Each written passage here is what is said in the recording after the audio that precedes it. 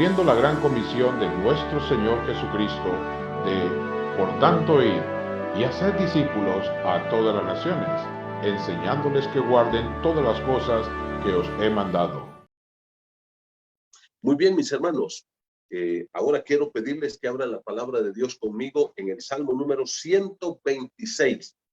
Vamos a estar trabajando aquí este Salmo y vamos a estudiar parte de este Salmo. No quiero estudiarlo todo realmente. Queremos solamente ver algunos versículos que son maravillosos, aunque todo el Salmo es precioso. Pero quiero detenerme en algunos detalles de este Salmo. La Biblia tiene grupos de salmos. Por ejemplo, hay un grupo de salmos que le llaman los salmos Jalel, que es de donde viene la palabra aleluya, que es el salmo número 111. Si ustedes miran conmigo el salmo 111, todos estos salmos comienzan con ese título, aleluya, Jalel. Por eso se le llama salmos Jalel, que tiene que ver con la alabanza y la gloria, dársela toda al Señor. Salmo 111, 112, 113, 114, 115, 116, 117 y 118. Esos eran los salmos que se le conocían con el nombre de Jalel, del 111 al 118. Ahora, luego, después del Salmo 119, viene el Salmo 120. Todo el Salmo 119 es dedicado a la palabra de Dios.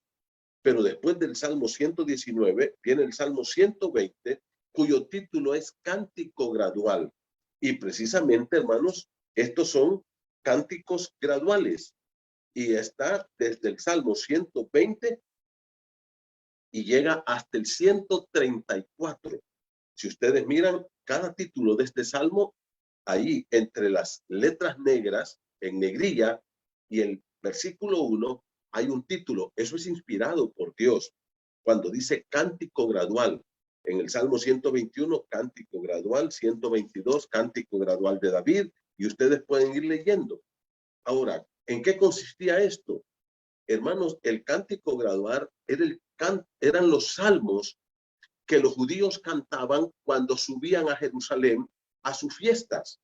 Entonces ellos iban haciendo algunas estaciones y en cada una de estaciones iban cantando estos salmos, recordando la gracia de Dios, la salvación de Dios, las promesas de Dios, y por eso se le llaman cánticos graduales. Y dentro de estos salmos está el salmo número 126. Como les dije, estos son desde el 120 hasta el 134. Los judíos iban haciendo peregrinaje a Jerusalén cuando subían a sus fiestas, a la Pascua, a los tabernáculos y a todas las fiestas que ellos hacían. Entonces ellos iban haciendo algunas estaciones y al llegar allí cantaban un grupo de estos salmos y luego subían hasta llegar a Jerusalén. Ahora, quiero leer para ustedes, hermanos, el Salmo número 126. Es corto, tiene 6 versículos nada más. Dice así, cántico gradual.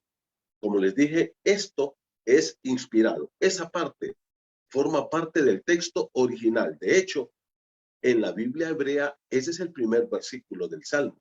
Dice, cuando Jehová hiciere volver la cautividad de Sión, seremos como los que sueñan. Entonces nuestra boca se llenará de risa y nuestra lengua de alabanza. Entonces dirán entre las naciones, grandes cosas ha hecho Jehová con estos, grandes cosas ha hecho Jehová con nosotros, estaremos alegres. Haz volver nuestra cautividad, oh Jehová, como los arroyos del Negev. Los que sembraron con lágrimas, con regocijo segarán. Irán andando y llorando el que siembra la preciosa semilla, mas volverá a venir con regocijo, trayendo sus gavillas. Ahora, hermanos queridos, yo quisiera leerles a ustedes también este salmo en esta otra Biblia, que es otra versión que yo tengo acá. Tengo muchas versiones de la Biblia. Esta es la nueva Biblia latinoamericana de hoy. Se las recomiendo. Es buenísima, buenísima. Y estaba yo haciendo algunas investigaciones y casi todos los comentaristas serios y casi todos los traductores de este salmo lo traducen más como se traduce en esta Biblia. Ahora escuchen ustedes cómo se lee este salmo en esta Biblia. Dice, cántico de ascenso gradual. O sea, cuando ellos iban subiendo, era un cántico de ascenso gradual. Escuchan cómo lo traduce. Dice, cuando el Señor hizo volver a los cautivos de Sión, éramos como los que sueñan. Entonces, nuestra boca se llenó de risa, nuestra lengua de gritos de alegría. Entonces dijeron entre las naciones, grandes cosas ha hecho el Señor con ellos. Grandes cosas ha hecho el Señor con nosotros. Estamos alegres. Haz volver, Señor, a nuestros cautivos como las corrientes en el sur. Los que siembran con lágrimas segarán con gritos de júbilo. El que con lágrimas anda llevando la semilla de la siembra, en verdad volverá con gritos de alegría, trayendo sus gavillas. Si ustedes se dan cuenta aquí, este salmo tiene dos partes en esta traducción de la Nueva Biblia Latinoamericana de hoy. ¿Cuál es el punto? La primera parte, traducen esto en tiempo pasado, porque precisamente este salmo, hermanos, fue escrito posteriormente al regreso de la cautividad babilónica. Acuérdense que los judíos fueron llevados a Babilonia en el tiempo de Daniel, cuando Nabucodonosor conquistó Jerusalén, año 586 a.C., hasta el 605, hubo 3 cautiverios. El primero fue en el año 586. Fue cuando salió Daniel y fue llevado a Babilonia. Pero luego Nabucodonosor hizo una incursión más y al final, en el año 605, fue cuando terminó de destruir, que fue cuando entró, y es lo que narra la palabra de Dios ahí, que destruyó y quemó todo y dejó todo barrido. Pero fueron 3 incursiones las que hizo Nabucodonosor. Ellos se fueron a Babilonia y según lo que dice el libro de la profecía de Jeremías en el capítulo 25, dice que ellos iban a estar 70 años allá. Y luego en tiempos del rey Artajerjes, que ya no era babilónico, sino que era de Meda y de Persia, entonces ellos, Artajerjes permitió que regresaran, empezó, y luego acuérdense de los tiempos de Darío también, de Esdras, de Nehemías, de Zorobabel, de Josué y de tantos otros líderes que se levantaron en ese tiempo. Ellos regresaron entonces. Entonces, la primera parte de este salmo tiene que ver justo con ese tiempo cuando ellos ya están de nuevo plantados en la tierra prometida, cuando ya reconstruyeron el templo y cuando ya reconstruyeron los muros de Jerusalén. Ahora, dice aquí, cuando el Señor hizo volver. O sea, cuando eso ocurrió, eso está en tiempo pasado porque ya ellos estaban plantados de nuevo en su tierra. Ellos vivían ya de nuevo en Jerusalén. ¿Y qué dice? Cuando el Señor hizo volver a los cautivos de Sión. Ahora, hermanos, yo quiero decirles algo. Cuando habla de Sión aquí, está hablando de Jerusalén, está hablando de este pueblo de Dios que vivía ahí, que estaban plantados ahí y que de ahí se habían levantado desde sus propias cenizas, porque realmente lo que quedó ahí fueron cenizas. Acuérdense ustedes que cuando llegó Hanani a visitar a Nehemías allá en Susa, que era la capital del reino, Nehemías estaba viviendo allá, era copero del rey, dice que le preguntó a Hanani, su hermano, por Jerusalén y le dijo, las puertas siguen quemadas, los muros están derribados, la gente está viviendo en gran mal y afrenta. O sea, era una situación de calamidad en la que estaban viviendo. Y dice Nehemías, me lloré y senté y me hice duelo y ayuné y oré al Dios de los cielos. Entonces, aquí tenemos nosotros un informe de cómo estaba la situación 70 años después de lo que había pasado. Cuando Hanani llega ya habían pasado casi 70 años del cautiverio babilónico. O sea, la situación había sido caótica, triste y seguía siéndolo. Luego dice entonces acá que Nehemías tomó bajo la dirección del Señor, le dio gracia y volvieron de nuevo a Jerusalén. Y luego entonces ellos reconstruyen el templo con Esdras, con Josué, con Zorobabel, y luego con Nehemías reconstruyen los muros de la ciudad y comienzan a levantarse como una nación. Algo impensable, algo impensable. Entonces, Sión aquí, hermanos, es Jerusalén, es esa tierra donde ellos habían estado plantados, que quedó barrida, y luego ellos regresaron, y luego ellos entonces volvieron a reconstruir y a levantarse de sus propias cenizas. Ahora, la palabra Sión aquí, en mi apreciación muy particular, tiene que ver, y voy a hacer una aplicación, no una interpretación, la interpretación ya la di, pero la aplicación es que tiene que ver con todo el pueblo de Dios a través de toda la historia, en el presente también. Pero acuérdense que Sión también está en el futuro, cuando se levante de nuevo Israel como cabeza de naciones. Cuando Israel se levante de nuevo como cabeza de naciones. Y la nueva Jerusalén, la Sión celestial, también vendrá. Por tanto, esto tiene una aplicación para cada uno de nosotros. Así que nosotros tenemos en la Biblia, hermanos, que hacer una sana interpretación para poder llegar a una sana aplicación. El pueblo de Dios en todos los tiempos ha pasado por crisis, no solamente la nación de Israel. Ellos fueron en el principio el pueblo de Dios que pasaron por situaciones difíciles. Recuerdan que eso ocurrió en el tiempo de Nabucodonosor, les dije, más o menos del año 585 al año 605, que Nabucodonosor barrió y destruyó Jerusalén. Luego se levantaron, se reconstruyeron, pero luego vinieron otras crisis en tiempo de los macabeos. ¿Ah? Y ahí sufrieron mucho. Y luego vinieron los romanos, los conquistaron. Y en el año 70, si ustedes recuerdan, el general Tito los barrió. El general Tito los dejó en la lona. Y desde el año 70 hasta el año 1945 no hubo una nación llamada Israel en el mundo. No existía. Y ellos volvieron a resurgir de las cenizas. Cuando Dios los levantó y los plantó de nuevo allí en su tierra prometida, porque esa es la tierra de Israel.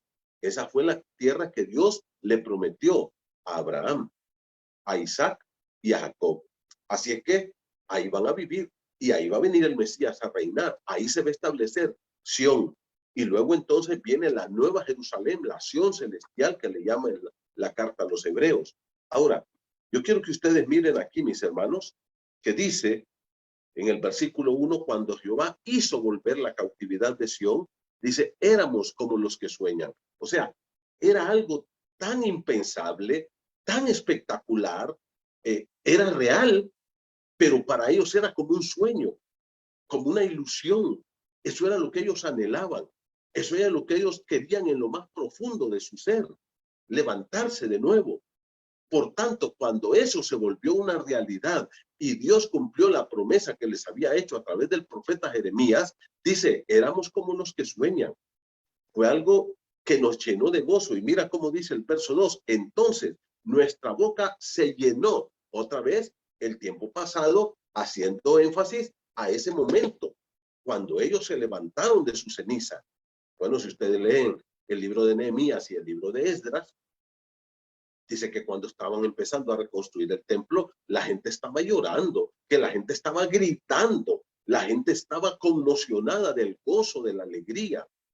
¿Por qué dice? Éramos como los que sueñan. O sea, no podíamos creer que se estaba cumpliendo esa profecía. No podíamos creer que realmente eso era real. Y luego, ¿qué dice? Nuestra lengua dice de gritos de alegría.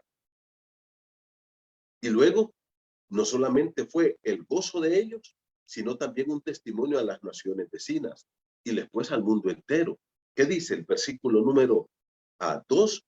Entonces dijeron, otra vez en tiempo pasado, cuando ellos se levantaron y el mundo pudo ver que de nuevo de la ceniza brotó una nación llamada Israel. Dice, grandes cosas ha hecho Jehová con estos.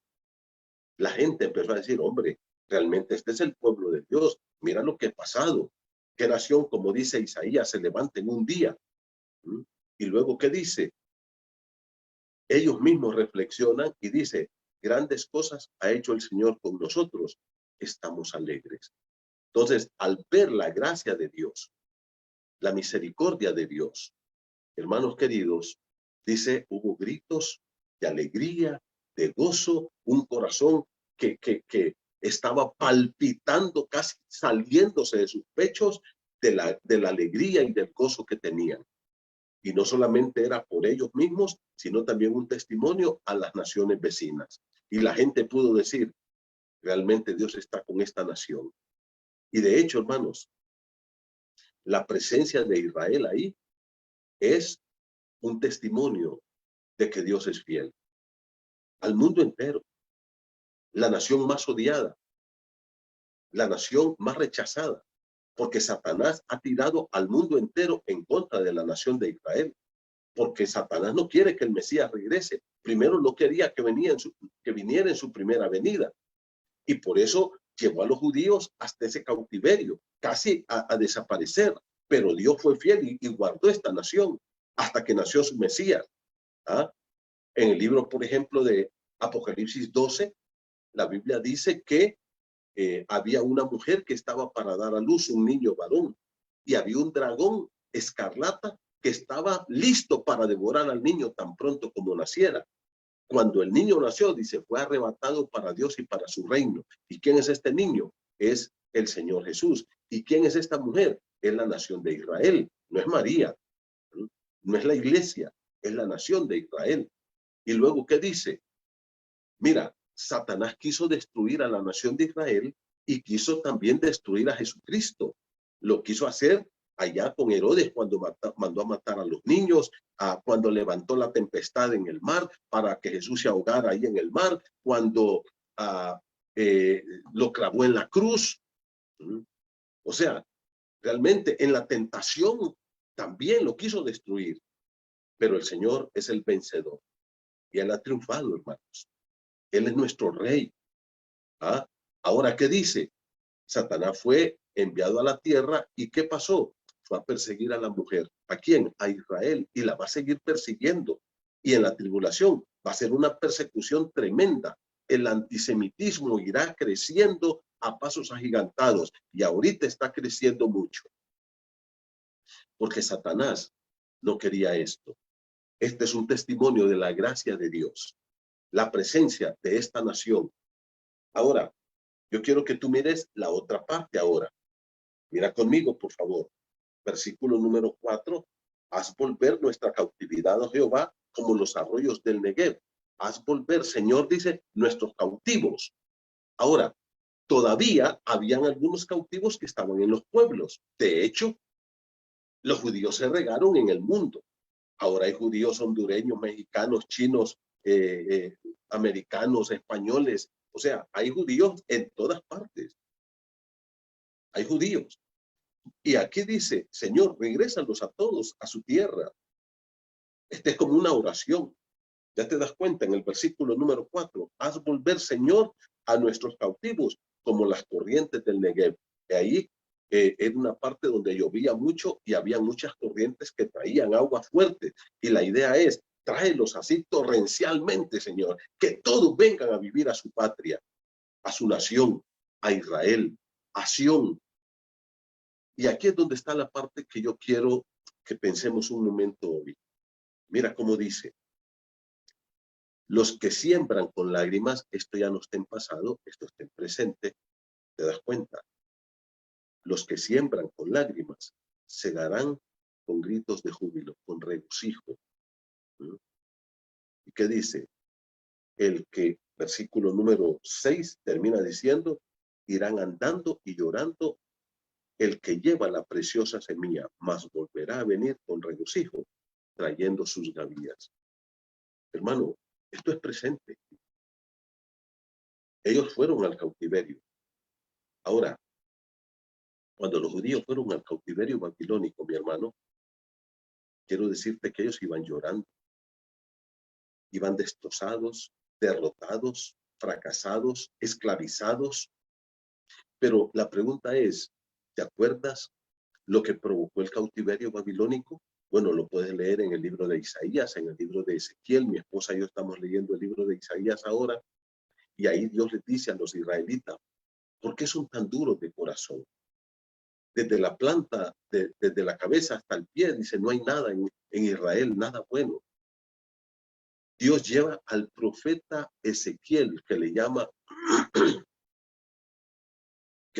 varón, ahí, al profeta Ezequiel, lo lleva.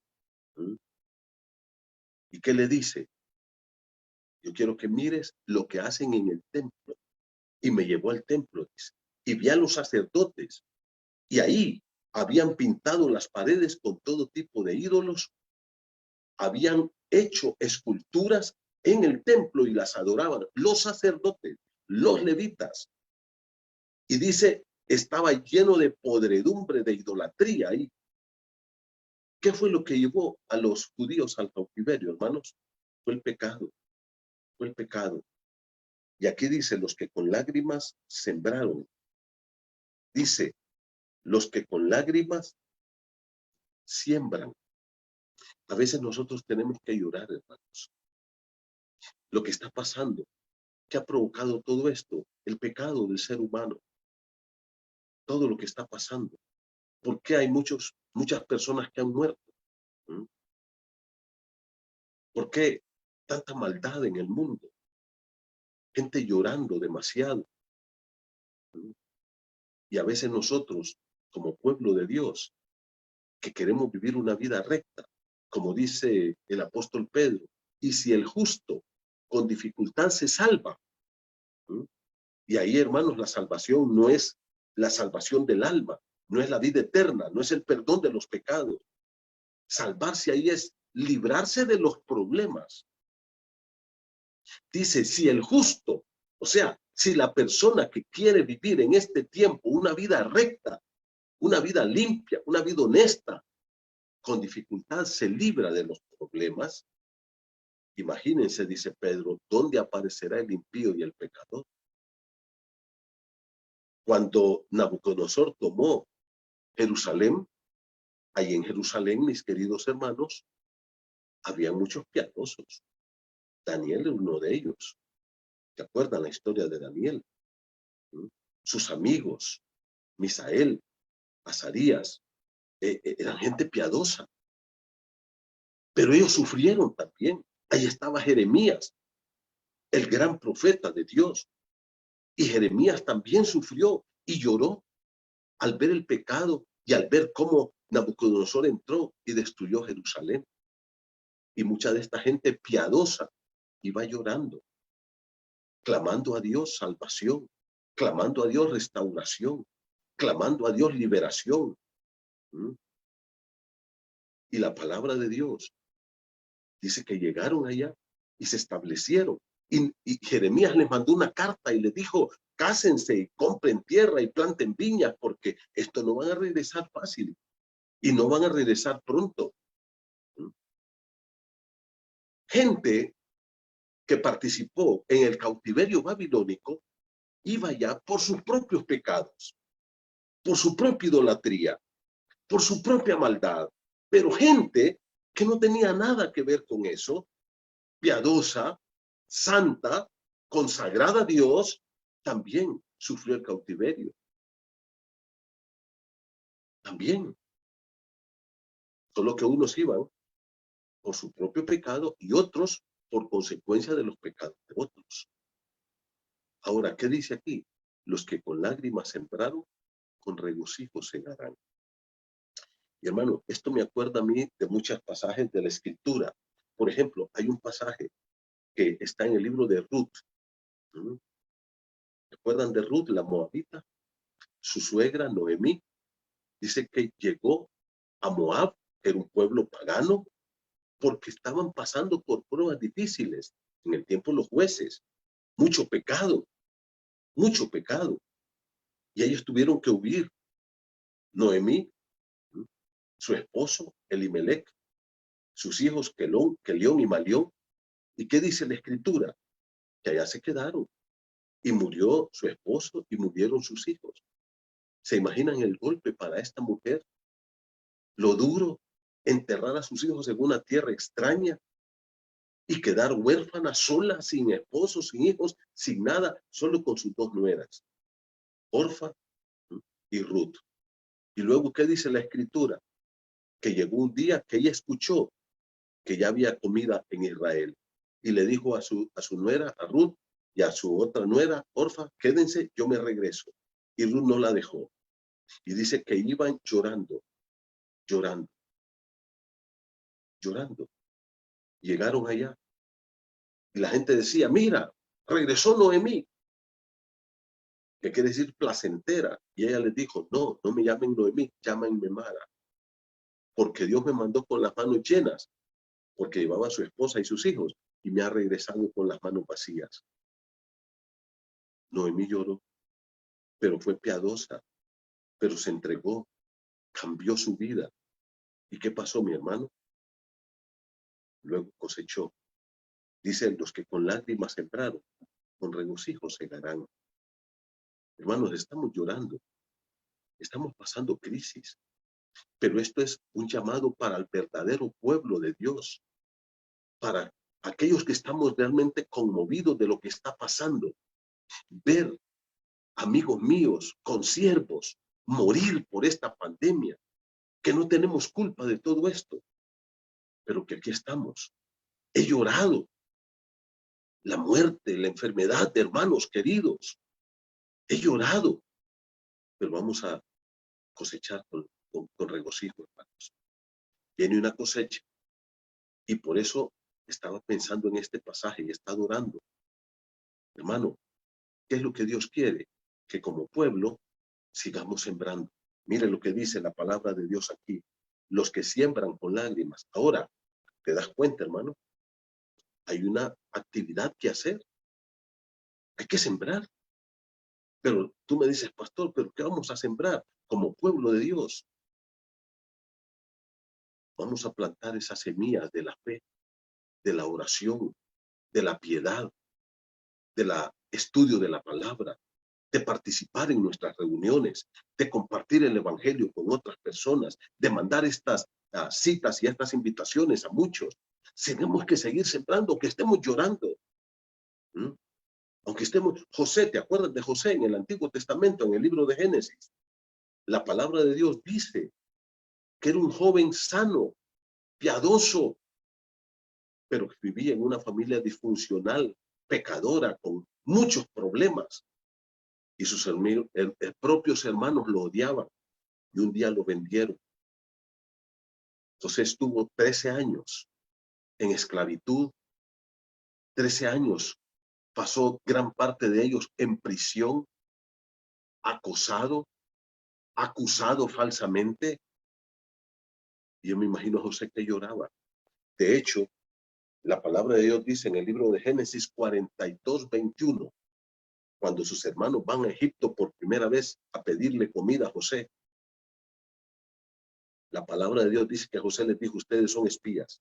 Y dice que ellos se pusieron a hablar porque había un traductor, ellos no conocían a José en ese momento, y se acuerdan lo que le dijeron, lo que hablaban entre ellos, y José les entendía muy bien.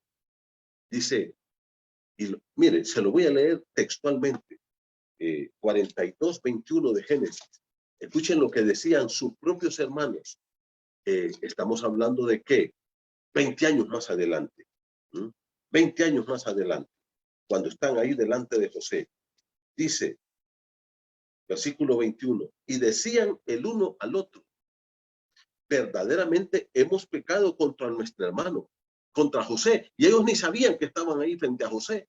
Y dice, pues vimos su angustia, la angustia de su alma, cuando nos rogaba y no le escuchamos, pero ahora ha venido sobre nosotros esta angustia. Dice que cuando ellos agarraron a José y se lo vendieron a los ismaelitas, José les lloraba, les suplicaba, vieron la angustia en su rostro, en su alma, en su corazón, vieron sus lágrimas, pero no tuvieron compasión y lo vendieron.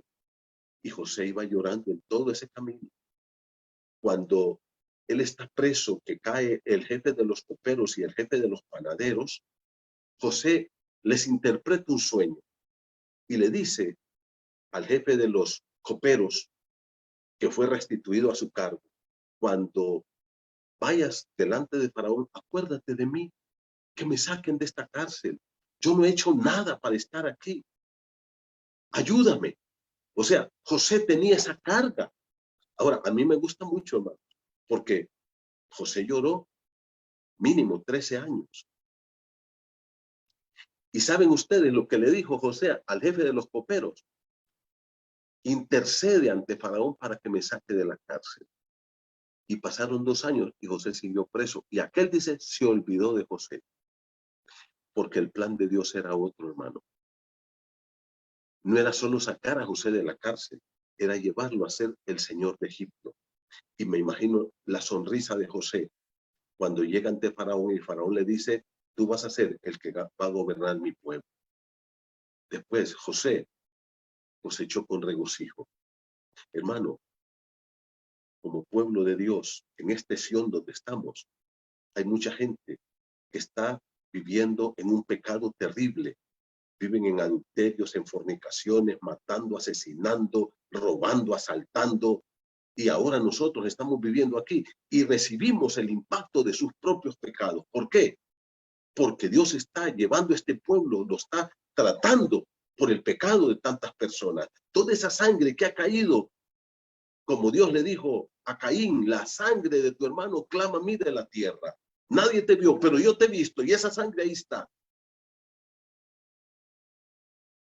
Nosotros también estamos participando de todo esto, pero tenemos que seguir sembrando con lágrimas, hermano. Probablemente tú has tenido que enterrar a algún hermano, primo, padre, pariente, amigo, qué sé yo. Y hemos llorado. Pero ¿qué dice la Escritura? Pero vendrán días de gozo, vendrán días de alegría. Y por eso esto requiere una acción, una acción. Fíjate, José, en 13 años, fue fiel. Lo acusaron injustamente y fue fiel. Llegó a la cárcel y dice: mas Jehová estaba con José y le extendió su misericordia, porque José estaba sembrando paciencia, humildad, mansedumbre, servicio. Donde él llegaba a servir. Debemos sembrar en este tiempo, hermano. En este tiempo, con nuestras lágrimas. Sembremos. Que Dios trabaje en nuestra vida. Que trabaje en tu corazón, en tu alma. Que quebrante tu orgullo.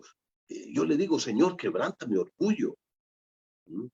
Si tienes algún rencor, odio, resentimiento en tu corazón contra algún hermano, pariente, perdónalo. Siembra con lágrimas, llorando. Tú me dices: pero pastor, yo soy el ofendido. Perdona. Siembra, porque el que siembra va a cosechar. Y siempre la cosecha es más adelante, no es en el momento. Acuérdate, cuando un campesino siembra maíz, no espera cosechar maíz al siguiente día. Son 3 meses que tiene que esperar su cosecha, pero va a cosechar mucho más. Dice: los que siembran con lágrimas. Estamos llorando en este tiempo, mi hermano, pero viene una cosecha de gente santa que se va a purificar en este tiempo. Gente guerrera de oración, gente que conoce más la palabra, participa más en el estudio de la palabra, pero no solamente eso. Dice: segarán con gritos de júbilo. ¿Te das cuenta? Dios tiene grandes cosas para nosotros. Cantábamos hace un momento: grande es tu fidelidad. Por la fidelidad de Dios no hemos sido consumidos. Por eso estamos aquí, mi hermano. Tenemos un Dios grande. Tiene una gran cosecha. Y cuando esa cosecha venga y todo esto pase, dice: vamos a dar gritos de alegría, gritos de júbilo. Y termina diciendo: los que con lágrimas, miren lo que dice el versículo, los que con lágrimas sembraron, con regocijo segarán. Irán andando y llorando el que lleva la preciosa semilla. ¿Qué semilla?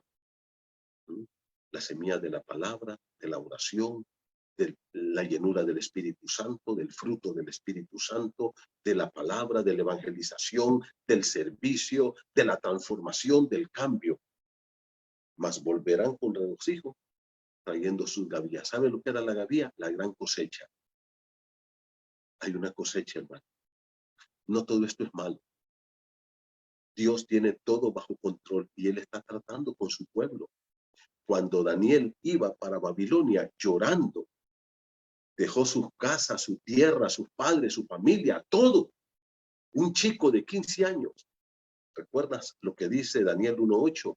Y Daniel propuso en su corazón no contaminarse. ¿Mm? Lindo, ¿no es cierto? Sembró con lágrimas. Sembró con lágrimas, pero cosechó con gozo. Cuando llegó allá, Nabucodonosor dijo, apártenme estos chicos y los vamos a preparar. Y él dijo, aquí voy a demostrar mi fidelidad. Mira, que tenemos carne y un buen asado, ¿no? Denme verduras. No quiero contaminarme. Pero mira que hay buen vino, del vino del rey. No, quiero agua. Y estuvo 3 años. Y dice, y no encontraron otro. Y pasaron reyes. Y cayó Nabucodonosor. Y cayeron otros. Belsasar. Y Daniel estaba ahí cosechando. Porque sembró con lágrimas. Hermano, que este tiempo en casa sea para sembrar. Que este tiempo que estamos en esta pandemia sea para sembrar con lágrimas. Pero sembremos oración, fe, piedad, santidad, evangelización. Todo esto, perdón, amor. Y cuando esto pase, vamos a cosechar con gozo. Vamos a orar. Padre, gracias por este tiempo maravilloso. Padre, perdónanos porque hemos visto solo lo malo de todo esto. Pero yo sé que tú tienes un propósito y un plan para todos nosotros. Y hoy estamos sembrando con lágrimas, Señor. Padre, no es fácil esta situación. Hermanos enfermos, hermanos nuestros partiendo para estar con Cristo, viéndolos morir. Hermanos perdiendo sus empleos, con sus negocios tan valientes. Pero ayúdanos a sembrar con lágrimas, Señor. A sembrar oración, a sembrar más fe, más santidad, más confianza, más entrega, más pureza. Padre, que como esposos podamos sembrar más amor para la esposa, aún con lágrimas en nuestros ojos, que podamos perdonar, sembrar perdón a todos los que nos han ofendido, que podamos sembrar amor, que podamos sembrar evangelización. Yo sé que pronto vendrá una gran cosecha, Dios. Fortalece tu pueblo en medio de la lágrima, en medio del dolor, en medio del sufrimiento, porque viene una gran cosecha con gozo. Y traeremos muchas gavillas, mucho fruto, para gloria de tu nombre. En el nombre de Jesús. Amén. Dios te bendiga, hermano. Viernes te esperamos a las 7 de la noche. Un gran abrazo para todos.